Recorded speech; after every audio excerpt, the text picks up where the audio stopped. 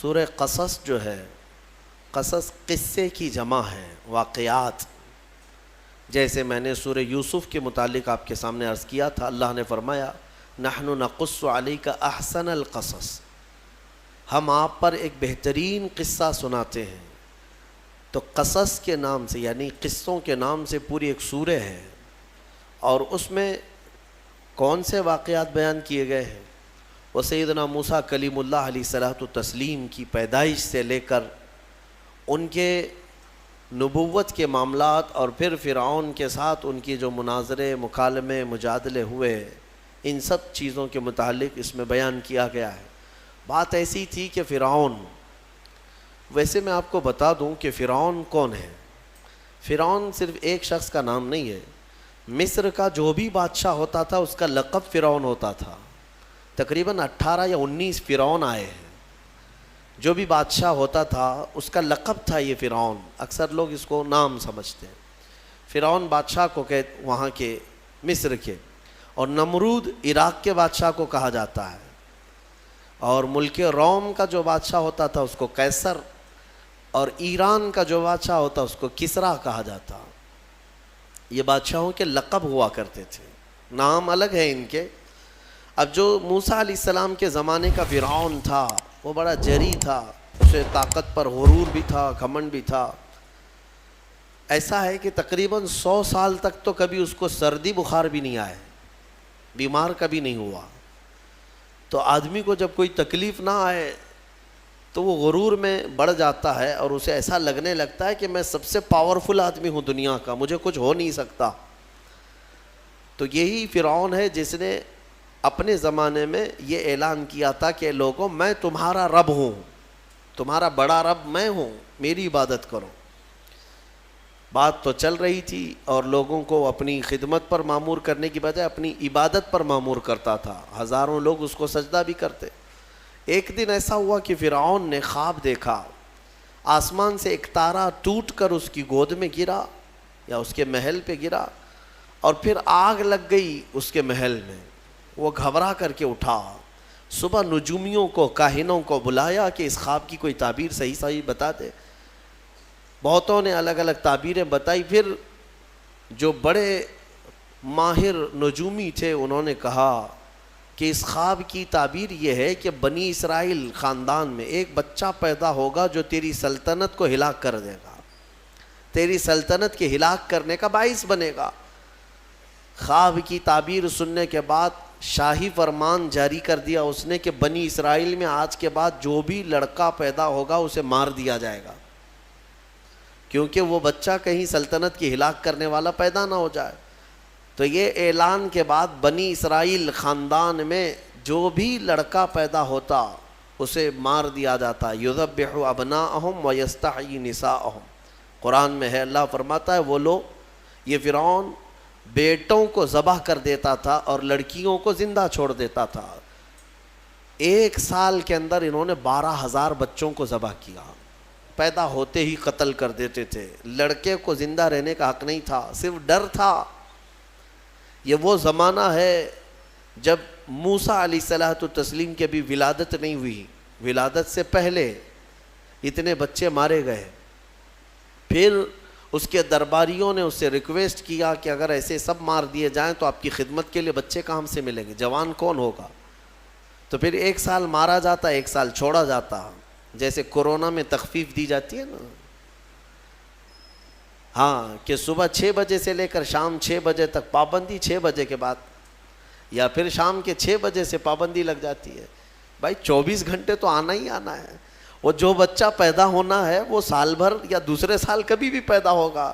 لیکن اس زمانے کا بھی یہی قانون تھا جو کورونا کا ہے، کہ 1 دن چھٹی اور 1 دن ڈیوٹی. تو 1 سال نہیں مارا جائے گا اور 1 سال مارا جائے گا. اب یہ کیسے یقین کے ساتھ کہہ سکتے ہیں کہ جس سال نہیں مارا جا رہا ہے اس سال پیدا نہیں ہوگا بچہ؟ خیر، یہ دنیا کی لاجک ہے، ہمیں نہیں سمجھ میں آتی. یہ ان کی تھیوری ہے، ہمیں نہیں سمجھ میں آتی. سیٹرڈے سنڈے کو کیوں چھٹی ہوتی ہے کورونا کی، یا پھر رات کے بعد کیوں پابندی ہوتی ہے، ایک الگ مسئلہ ہے. تو 1 سال چھوڑا جاتا، 1 سال مارا جاتا. اتفاق ایسا کہ جس سال مارا جانے والا تھا اسی سال موسیٰ علیہ السلام کی پیدائش ہوئی. ان کی ماں حاملہ تھیں اور پیدا ہونے کا وقت جب قریب آیا تو اللہ تبارک و تعالیٰ جسے جہاں چاہے بچائے. ہاں، جس انداز میں چاہے وہ اللہ تعالیٰ حفاظت فرماتا ہے. تو موسیٰ علیہ السلام کی ماں کے دل میں اللہ نے بات القاء کی کہ تہ خانے میں چلی جائیں. وہ تہ خانے میں گئیں، بچے کی ولادت ہوئی، لڑکا پیدا ہوا. اب وہ گھبرا گئیں کہ یہ سال مارے جانے والا ہے، اور وہ بنی اسرائیل خاندان سے تھیں کہ میرا بچہ مارا جائے گا، قتل کر دیا جائے گا. تو اللہ تبارک و تعالیٰ نے ان کے دل میں یہ بات القاء کی کہ ایک صندوق لے لو لکڑی کا، اور اس میں اس بچے کو ڈال کر دریا میں بہا دو. بھلا کوئی ماں کیسے بہائے گی؟ لیکن اللہ تعالیٰ فرماتا ہے وَرَبَطْنَا عَلَىٰ قَلْبِهَا، ہم نے ان کے دل کو مضبوط کر دیا تھا. جب اللہ تعالیٰ کسی کے دل کو مضبوط کرتا ہے تو بڑے بڑے کام کر جاتا ہے. ان کی ماں صندوق میں رکھ کر کے بچے کو ایک دریا کے کنارے ڈال دیتی ہیں، بہا دیتی ہیں، اور اپنی بڑی بیٹی کو کہتی ہیں کہ دیکھتے رہنا یہ صندوق کہاں جاتا ہے. موسیٰ علیہ السلام کی جو بڑی بہن تھیں وہ دیکھتی ہوئی جا رہی تھیں اس صندوق کے پیچھے. صندوق بہتے بہتے بہتے ایک باغیچے کے کنارے لگا. وہ باغیچہ فرعون کا ہی تھا، اور فرعون کی بیوی وہاں پر ٹہلنے کے لیے شام کے وقت آیا کرتی تھی. جب وہ اپنی کنیزوں کے ساتھ وہاں آئی تفریح کے لیے تو ایک صندوق کو اپنے باغیچے کے کنارے لگا ہوا دیکھا. اٹھانے کے لیے کہا، اٹھایا گیا تو نہایت ہی خوبصورت بچہ. اللہ تعالیٰ نبیوں کو خوبصورتی دیا ہی ہوتا ہے. فرعون کے گھر میں کوئی بچہ نہیں تھا، اولاد نہیں تھی. تو فرعون کی بیوی نے اٹھا لیا اور کہا کہ لاؤ یہ بڑا خوبصورت بچہ ہے، حسین بچہ ہے، اور اپنے محل لے آئی. فرعون سے کہا کہ آج سمندر میں، دریا میں بہتا ہوا ایک بچہ کنارے پر آ لگا، میں نے اس کو اٹھا لیا ہے. فرعون نے کہا کہیں یہ بچہ تو نہیں جو میری سلطنت کو ہلاک کرنے کا سبب بنے گا. بیوی نے کہا ایسا کیسے ہو سکتا ہے، وہ تو بنی اسرائیل خاندان میں پیدا ہوگا، یہ تو کسی دریا سے بہتا ہوا آیا ہے، پتہ نہیں کون سے ملک سے آیا، کہاں سے آیا. تو بہرحال اس کی بیوی نے یہ کہا کہ اس کو مت مارو، لا تقتلوه عسى ان ينفعنا او نتخذه ولدا، قریب ہے کہ ہم اس سے فائدہ اٹھائیں گے یا اس کو بیٹا بنا لیں گے. بیوی کی بات پر راضی ہو گیا.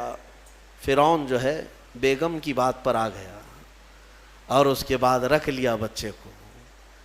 اسی لیے کہا جاتا ہے عورتوں کے مشورے بہت ہی قیمتی ہوتے ہیں. بہرحال عورت کے مشورے پر عمل کرتے ہوئے اس نے رکھ تو لیا بچے کو. اب پرورش کی جب بات آئی، بچے کو دودھ پلانا ہے، تو دایاؤں کو بلایا گیا. شاہی خاندان میں بچے کی پرورش ہو رہی ہے. بہت ساری عورتیں آئیں، دودھ پلانے کی کوشش کرتی رہیں. موسیٰ علیہ السلام کسی کا دودھ نہیں پکڑتے تھے. ان کی بہن وہیں کھڑی تھی. اس نے کہا کہ میں ایک دایا کو جانتی ہوں جس کا دودھ ہر بچہ پی لیتا ہے. اس سے کہا گیا کہ بلا لاؤ. وہ جا کر اپنی ماں کو بلا لائی، اپنی ماں کو لے آئیں، اور ان کی ماں آئیں، موسیٰ علیہ السلام کو اپنے سینے سے لگائی تو دودھ پینے لگ گئے. تو سب میں یہ بات مشہور ہو گئی کہ یہ یہاں کی مشہور دایا ہے، اور یہ خاندان کے اندر رہے گی، شاہی خاندان میں محل میں رہے گی، اور بچے کو پلانے کی اجرت بھی دی جائے گی، اجرت بھی دی جائے گی. فرعون کے گھر میں پرورش بھی اور انہی کی ماں سے دودھ بھی پلانا، پھر پلس اس کی اجرت بھی دلانا. یہ شان ہے رب ذوالجلال کی. وہ جہاں چاہے جیسے چاہے پرورش فرمائے. حق کی حفاظت کرنا یہ مولا کی شان ہے. حق کی حفاظت وہ ہر زمانے میں کرتا رہتا ہے.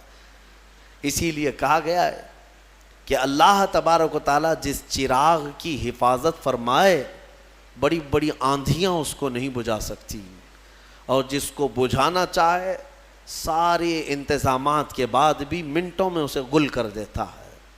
خیر، موسیٰ علیہ السلام فرعون کے گھر میں پرورش پاتے رہے. جب آپ کی عمر 2 سال کے قریب کی ہوئی، فرعون اور اس کی بیوی بیٹھے ہوئے تھے. موسیٰ علیہ السلام کھیلتے کھیلتے گود میں آئے اور فرعون کی داڑھی پکڑ کر اس کے منہ پہ تماچا لگا دیا.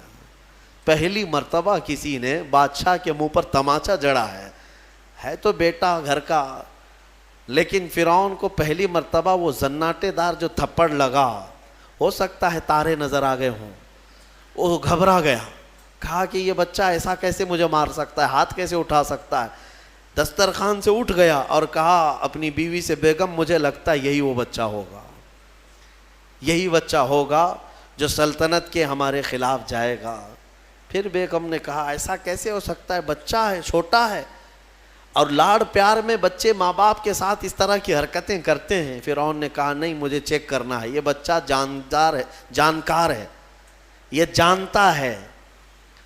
تو پھر موسیٰ علیہ السلام کا وہاں پر امتحان لیا گیا۔ فرعون کی بیوی بچانے پر لگی ہوئی تھی۔ فرعون نے کہا کہ ٹھیک ہے، دیکھتے ہیں یہ کہ بچے کو سمجھ ہے یا نہیں ہے۔ امتحان کے لیے بیگم نے کہا ایک کام کرو، ایک برتن میں آگ کے انگارے دہکتے ہوئے کوئلے وہ بھی لائے جائیں، اور ایک برتن میں سفید پھول لائے جائیں۔ اگر بچہ عقل مند ہوگا تو پھولوں کو پکڑے گا، نہیں تو پھر یہ لال چیز کی طرف بچوں کا ہاتھ زیادہ جاتا ہے، آگ دیکھے گا۔ کہا ٹھیک ہے، یہ آزمائش کی جائے گی۔ ایک برتن میں آگ کے لال سرخ انگارے کوئلے لائے گئے اور ایک برتن میں پھول لائے گئے، دونوں رکھے گئے۔ موسیٰ علیہ السلام کیا، ہر نبی ماں کے پیٹ سے ہی ہر چیز کو جانتے ہیں، اللہ تعالیٰ انہیں علم بھی نوازا ہے۔ موسیٰ علیہ السلام کو بلایا گیا، 2 سال کی عمر ہے کہ بچے ان دونوں میں سے کوئی چیز اٹھا لو۔ تو موسیٰ علیہ السلام کا ہاتھ پھولوں کے برتن کی طرف ہی بڑھنے لگا۔ یہ تو امتحان تھا۔ جبرائیل علیہ السلام اسی وقت نازل ہوئے اور آپ کا ہاتھ پکڑ کر کے آگ میں ڈالا۔ آگ میں سے ایک کوئلہ موسیٰ علیہ السلام اٹھائے اور اپنے منہ میں رکھ لیے، جس کی وجہ سے آپ کی زبان جل گئی، ہاتھ میں بھی آگ لگی۔ پھر فوراً ہٹایا گیا۔ فرعون کو وہ سیٹسفائیڈ ہو گیا کہ نہیں، یہ جانتا نہیں ہے، جانتا ہوتا تو آگ نہیں اٹھاتا۔ بہرحال موسیٰ علیہ السلام کو اس آگ کے کوئلے کے زبان پر رکھنے کی وجہ سے زندگی بھر اس کا اثر رہا، زبان میں زندگی بھر اثر رہا۔ پھر جوانی آئی موسیٰ علیہ السلام کی، اسی گھر میں پرورش پاتے ہوئے۔ پھر آپ وہاں سے نکلے اور آپ کی ماں نے آپ کو ساری چیزیں بتا دیں کہ ہم بنی اسرائیل سے ہیں، نبیوں کا خاندان ہے، اللہ تبارک و تعالیٰ کی عبادت پر ہم ہیں، اور فرعون ظالم ہے اور وہ اپنی پرستش کرواتا ہے، اپنی عبادت کرواتا ہے، لہذا ہم فرعون کے خاندان سے نہیں ہیں۔ تو موسیٰ علیہ السلام جوان ہونے کے بعد ان تمام سچویشن کو سمجھ چکے تھے، سارے حالات کو۔ ایک بار ایسا ہوا کہ موسیٰ علیہ السلام اپنی بستی سے باہر کی طرف جا رہے تھے، 2 لوگوں کو لڑتے ہوئے دیکھا۔ ایک بنی اسرائیل کا تھا، ان کے خاندان کا تھا، ایک فرعون کے خاندان کا تھا۔ یعنی فرعون کا جو خاندان تھا، عمالقہ ان کو کہتے ہیں، اور ان کو قبطی کہا جاتا ہے آج بھی مصر میں۔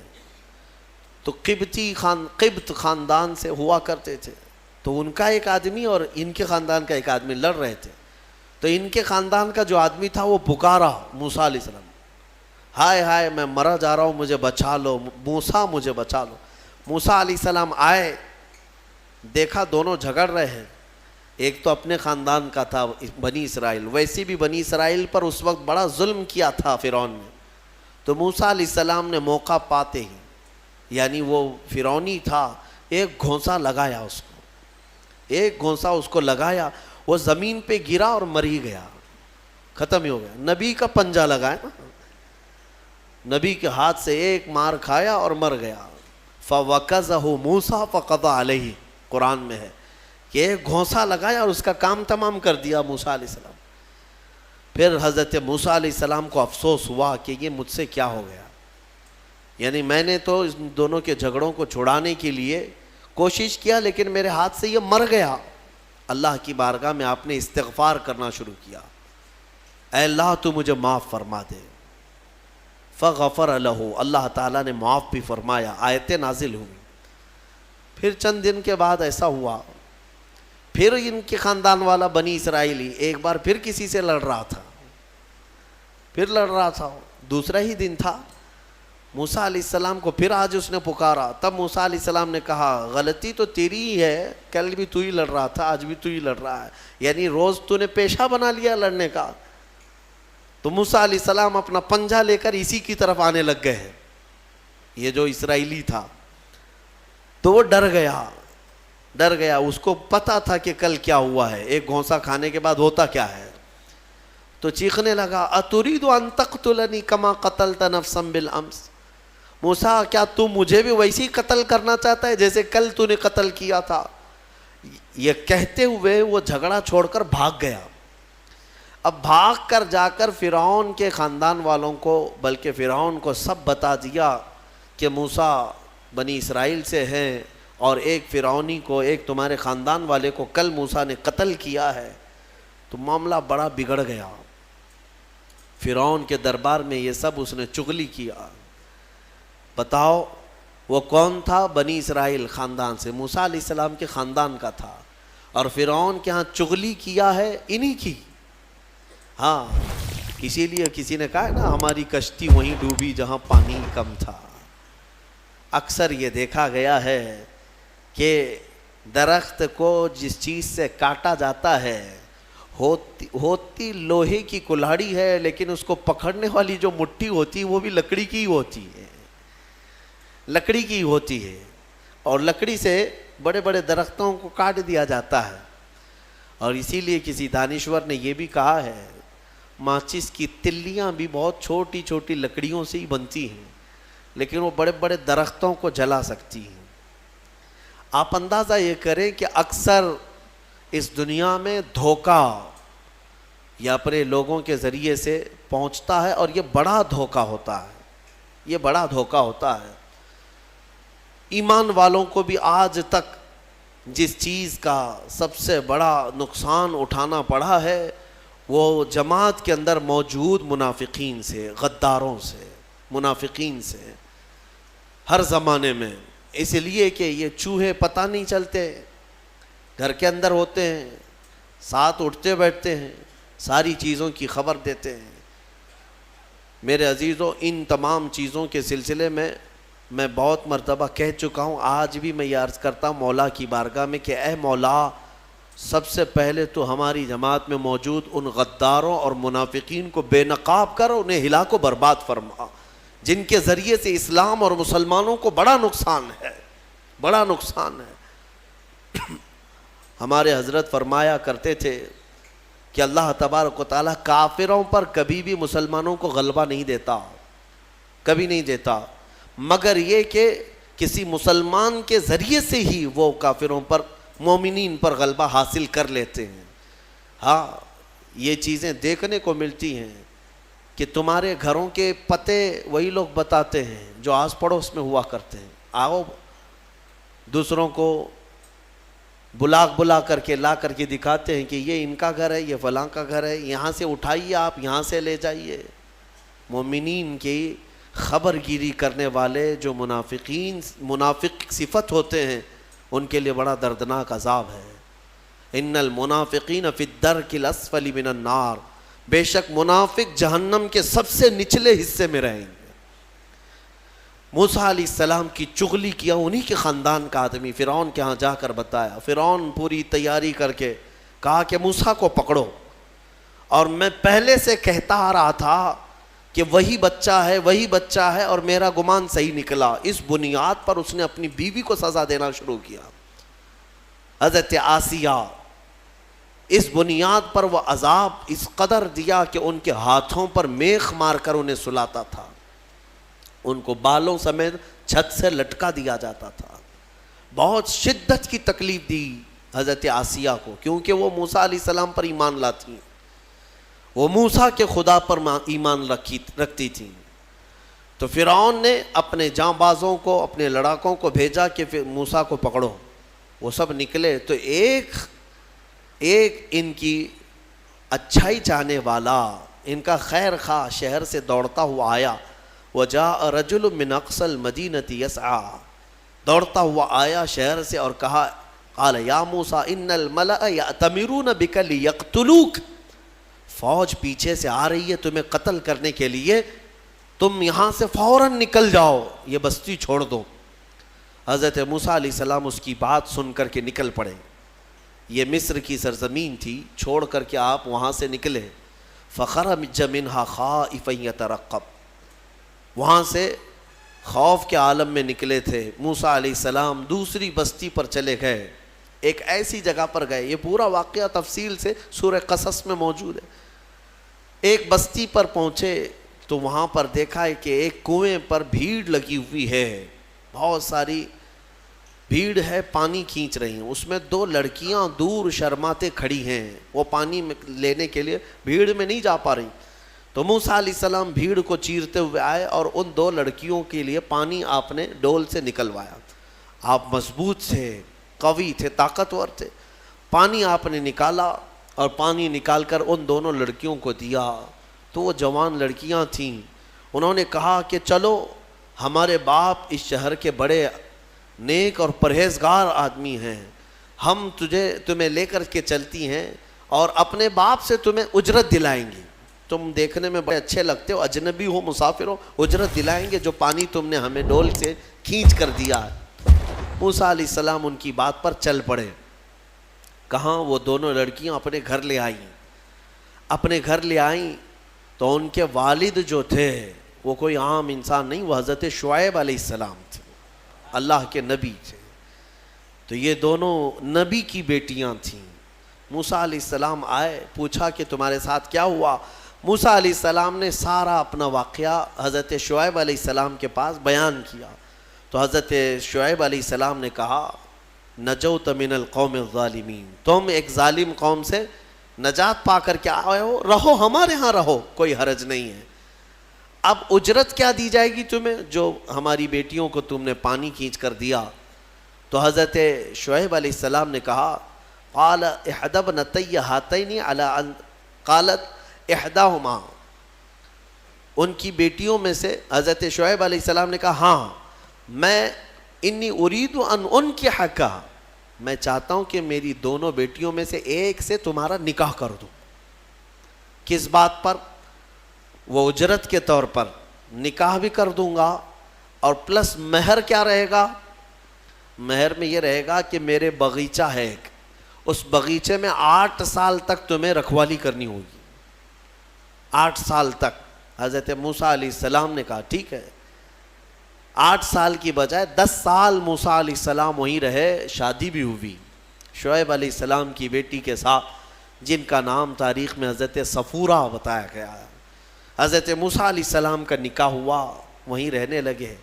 10 سال کے بعد موسیٰ علیہ السلام پھر اپنی بیوی کو لے کر، اپنے گھر والوں کو یعنی اپنی اہلیہ کو لے کر نکل پڑے واپس۔ پھر آپ سفر پر تھے، بیچ راستے میں آپ کو آگ کی ضرورت تھی، کھانا پکانے کے لیے۔ اس زمانے میں ماچس نہیں، لائٹر نہیں، بلکہ ایک درخت کی ٹہنیاں ہوتی تھی، اس کو پتھر سے رگڑتے تھے تو آگ پیدا ہوتی تھی۔ وہ آگ کی ٹہنیاں، درخت ہی ایک آگ لگنے والا ہوا کرتا تھا۔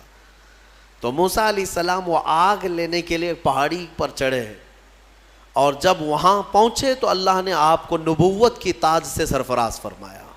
جبرائیل علیہ السلام آئے اور آپ کو نبوت کے اعجاز سے سرفراز کیا گیا اور اعلان کیا گیا کہ اے موسیٰ، آپ اللہ کے جلیل القدر نبی ہیں اور رسول ہیں، اب آپ جائیں اپنی اہلیہ کو لے کر واپس فرعون کے پاس جائیے، پھر آنا ہے آپ کو فرعون کی اس بھری سلطنت میں۔ موسیٰ علیہ السلام پہلے اپنے گھر آئے، اور اس کے بعد حضرت موسیٰ علیہ السلام جب آئے اپنی بیوی کو لے کر، تو اللہ تعالیٰ نے فرمایا اب جاؤ فرعون کے پاس، اس کو ہدایت کی تلقین کرو، تبلیغ کرو، اس سے کہو کہ اللہ وحدہ لا شریک کی عبادت کرے۔ لیکن جانے سے پہلے موسیٰ علیہ السلام کو اللہ نے ایک اور ٹریننگ سے گزارا۔ آپ کے ہاتھ میں ایک لکڑی ہوا کرتی تھی، چھڑی، جو آپ کا عصا تھا۔ اللہ نے فرمایا اے موسیٰ، اس لکڑی کو زمین پر چھوڑو۔ آپ نے زمین پر چھوڑ دیا۔ قال القها یا موسیٰ فالقاها فاذا هي حیۃ تسعى، قرآن کہتا ہے جیسے ہی موسیٰ علیہ السلام نے زمین پر اس لکڑی کو ڈالا وہ ایک خوفناک اژدہا سانپ بن گیا. اژدہا اتنا خطرناک کہ لوگ دیکھیں تو ہیبت طاری ہو جائے. موسیٰ علیہ السلام پیچھے ہٹ گئے. اللہ فرماتا ہے خذھا ولا تخف، پکڑ لو اس کو، ڈرو مت. موسیٰ علیہ السلام دوبارہ اس سانپ کو پکڑتے ہیں تو پھر سے وہ لکڑی بن گیا. یہ معجزہ تھا موسیٰ علیہ السلام کا کہ لکڑی کو زمین پر ڈالو تو سانپ رینگنے والا، اور ہاتھ میں لے لو تو پھر لکڑی. دوسرا معجزہ تھا آپ کا کہ حضرت موسیٰ علیہ السلام سے کہا گیا وَضْمُمْ يَدَكَ إِلَى جَنَاحِكَ تَخْرُجْ بَيْضَاءَ مِنْ غَيْرِ سُوءٍ. آپ اپنے ہاتھ کو، مٹھی کو اپنے جیب میں ڈالو. ادخل یدک فی جیبک، آپ اپنے جیب میں اپنی مٹھی کو ڈالو، ہاتھ کو، اور جب ہاتھ جیب میں ڈال کر باہر نکالتے تو پورے ہاتھ میں سورج سے زیادہ روشنی چمکتی تھی. ہاتھ یوں کریں تو بہت تیز روشنی کہ رات کے وقت اگر آپ ہاتھ نکالیں تو پورا اجالا ہو جائے. یہ دوسرا معجزہ تھا حضرت موسیٰ علیہ السلام. یہ دو معجزے دے کر اللہ نے بھیجا فرعون کے پاس، جاؤ اور اس کو ایمان کی دعوت دو. اور حضرت موسیٰ علیہ السلام گئے فرعون کے مقابل میں. فرعون سے کہا میں واپس آ چکا ہوں اور میں اللہ کا نبی ہوں، اللہ کا رسول ہوں. فرعون نے کہا کون سے خدا کی عبادت کرتے ہو، کون ہے تیرا خدا؟ موسیٰ علیہ السلام نے فرمایا کہ میرا رب پورے کائنات کو پالنے والا ہے، جو تجھے بھی پیدا کیا مجھے بھی پیدا کیا، آ جا اس کی عبادت کی طرف. فرعون نے پوچھا تیرے پاس کیا نشانی ہے؟ حضرت موسیٰ علیہ السلام نے اپنی نشانیاں بتائی. اس کے بعد فرعون نے کہا یہ تو جادو ہے، موسیٰ تو 10 سال جادو سیکھ کر کے آیا. تو موسیٰ علیہ السلام نے فرمایا اگر یہ جادو ہے تو تیرے سلطنت میں جتنے جادوگر ہیں سب کو بلا لے، مقابلہ کیا جائے. تو فرعون کو جو یہ چیلنج ہوا تو فرعون نے سارے بڑے بڑے جادوگروں کو بلایا اور ایک میدان میں یہ مقابلہ ہونا تھا. حق اور باطل کا مقابلہ زمانے اول سے چلا آ رہا ہے.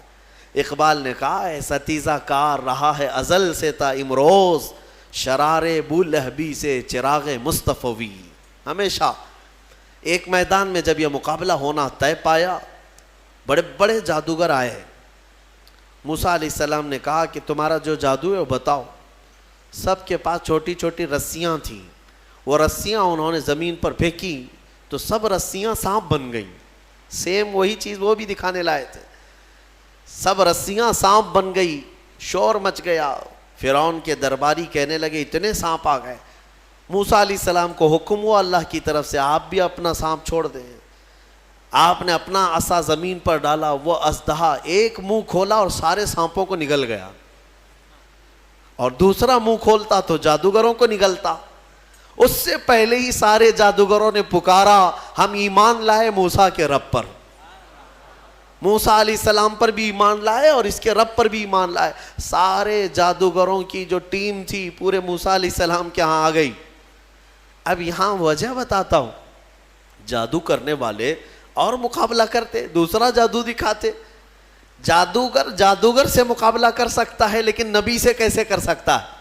وجہ یہ ہے یہ جو جادو دکھتا ہے نا یہ حقیقت نہیں ہوتی. اس کو شعبدہ بازی کہتے ہیں، یعنی نظر بندی، صرف نظروں کا دھوکہ، اس کو جادو کہا جاتا ہے.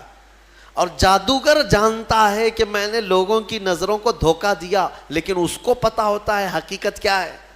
جادوگر نے رسی ڈالا، اس کی نظر میں رسی ہی ہے، دنیا کی نظر میں سانپ ہے. آپ نے بھی دیکھے ہوں گے بہت سارے شعبدہ بازی کرنے والوں کو، گلاس میں پانی لیا یوں اچھال دیا پھول نکل پڑے. ہاں، اور بہت سارے ارے جیب میں سے انڈا نکالا کبوتر بنا دیا، 1 2 3 4 کبوتر اڑانے لگے. یہ تو ڈکوسلا ہے، آستینوں میں چھپے ہوئے کبوتر ہوتے ہیں. لیکن باضابطہ جو شعبدہ بازی ہوتی ہے یعنی نظر بندی، وہ اس طرح سے کی جاتی ہے. یوں ہاتھ اٹھائے اور میں یوں تمہارے سامنے سکے پھینک دیا، سونے کے سکے پھینکتے جا رہا ہوں، لیکن تم میں سے سارے لوگوں کو سکے نظر آ رہے ہیں. محفل ختم ہونے کے بعد ایک بھی سکہ ملتا کسی کو نہیں، اور نہ ہی جادوگر کو ملتا ہے. یہ شعبدہ بازی، نظروں کا دھوکہ. اور وہاں جو مقابلے میں آئے تھے موسیٰ علیہ السلام کے، وہ تو دیکھ رہے تھے کہ ہم نے جو رسیاں ڈالی ہیں ہماری نظر میں رسیاں ہیں لیکن لوگوں کی نظروں میں سانپ ہے. لیکن موسیٰ علیہ السلام نے جو لکڑی ڈالی، وہ جادوگروں کو تو لکڑی دکھنا چاہیے کیونکہ وہ جادو جانتے ہیں، لیکن انہوں نے دیکھا موسیٰ علیہ السلام کی لکڑی لکڑی نہیں رہی، حقیقت میں سانپ بنا ہوا تھا. جادو اور معجزے میں فرق یہی ہے، جادو نظروں کا دھوکہ اور معجزہ حقیقت کی تبدیلی کو کہتے ہیں. حقیقت کی تبدیلی. حضرت موسیٰ علیہ السلام کا یہ معجزہ دیکھتے ہی وہ سارے جادوگر ایمان لے آئے. یہ موسیٰ علیہ السلام کی وہاں سے تبلیغ کا دور شروع ہوا. پھر زمانہ چلتا رہا، فرعون سے ان کے مقابلے ہوتے رہے. ایک وقت ایسا آیا کہ فرعون آپ کو ختم کرنے کے لیے 1,00,000 کی فوج کو جمع کیا، اور موسیٰ علیہ السلام اپنے ایمان والوں کو لے کر کے دوسرے علاقے کی طرف نکلے. سامنے سمندر اور پیچھے فرعون کا لشکر. آپ نے دعا کی کہ اے مولا اس فرعون کے دبدبے سے میری قوم کو بچا لے. اللہ تعالیٰ نے حکم فرمایا سمندر میں عصا مارو. آپ نے عصا مارا تو 12 راستے نکل پڑے. موسیٰ علیہ السلام ان راستوں میں سے نکل کر کے دوسرے کنارے پہنچ گئے. فرعون نے سوچا کہ یہ راستے ہمارے لیے بھی ہیں. سارا اس کا لشکر اور فرعون سب انہی راستوں میں آئے. بیچ راستے میں جیسے ہی پہنچے اللہ نے سمندر کو حکم دیا کہ واپس جیسا تھا ویسے ہو جا. سمندر مل گیا اور ساری فوج آن کے آن میں غرق ہو گئی، ختم ہو گئی. یہ فرعون کو ہمیشہ کے لیے پانی میں اللہ تعالیٰ نے غرقاب کر دیا، ڈبو دیا. یہ موسیٰ علیہ السلام کی جو فتح مبین تھی وہ 10 محرم الحرام عاشورہ کا دن تھا. ایمان والوں کی جو فتح مبین تھی. ایک بات یاد رکھیں، اللہ رب العزت جب مدد فرماتا ہے تو کن کن وادیوں سے نکالتا ہے اور کیسی کیسی طاقتوں سے بچا لاتا ہے. آج بھی میں آپ سب سے یہی کہوں گا کہ اگر کوئی آج یہ سمجھتا ہے کہ میں فرعون ہوں تو انتظار کر کہ اللہ موسیٰ بھی بھیجے گا.